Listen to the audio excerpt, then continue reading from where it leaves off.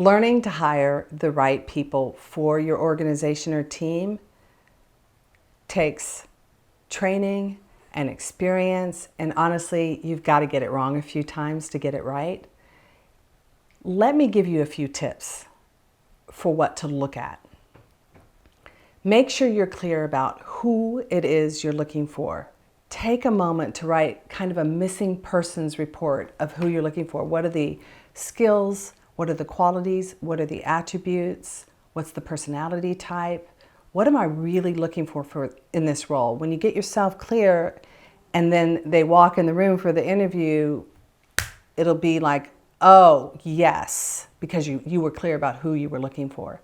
Next, make sure that ad is representative of who you're looking for. Too often I see a job description just cut and pasted into, no, you don't put a job description up as an ad. An ad is marketing.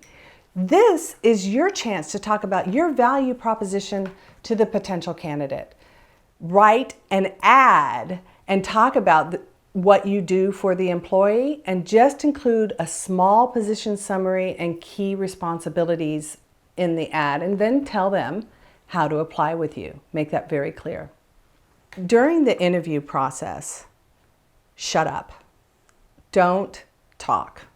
Ask a question and listen, and ask questions 3 and 4 layers deep.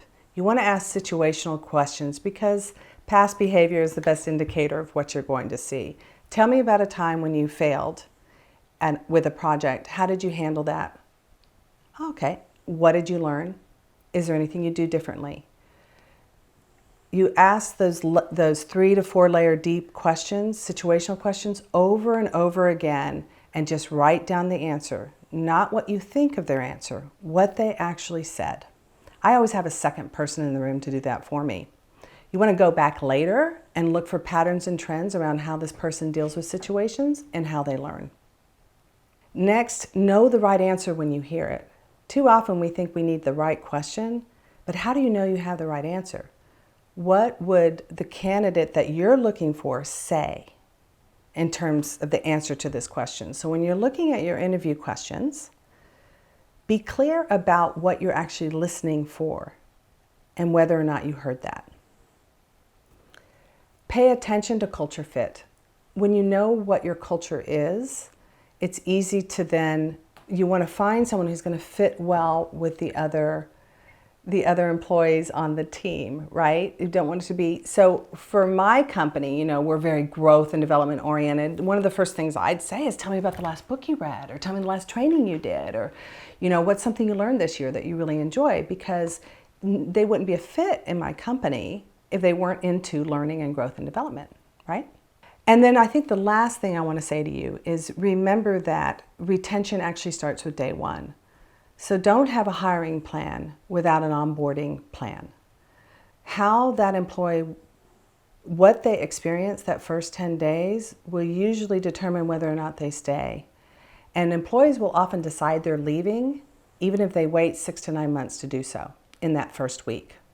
Have their desk set up, their email set up, their training plan set up, the introduction to the team set up, the message out to the company about it set up, the shadowing already scheduled. Whatever that they have to do is planned ahead. That employee feels welcomed and like they matter, and they can just jump right into working.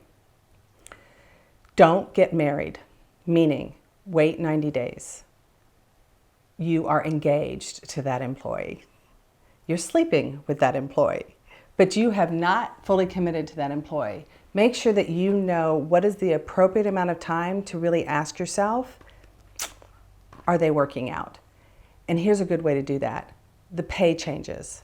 Have a certain pay for the 30, 60, or 90 days, whatever your time frame is for that position, and then up their pay after that amount. So they make $18 an hour in the first 90 days, and they jump to $22 an hour after 90 days. They've shown you they can do the job. It's clearly in their employee contract. Now you, as a manager, are triggered to ask yourself, are they worth that or not? Are they doing the job fully? So it creates a trigger for you. And really, really, really let them go fast if they're not a fit within that time frame. Some jobs have more of a learning curve, so you really want to go that full 90 days. Really, some jobs, like an administrative assistant, if they don't have it mostly in the first 30 days, time to say goodbye. The last thing I want to leave you with, if you have any doubt whatsoever about this candidate, don't make the hire.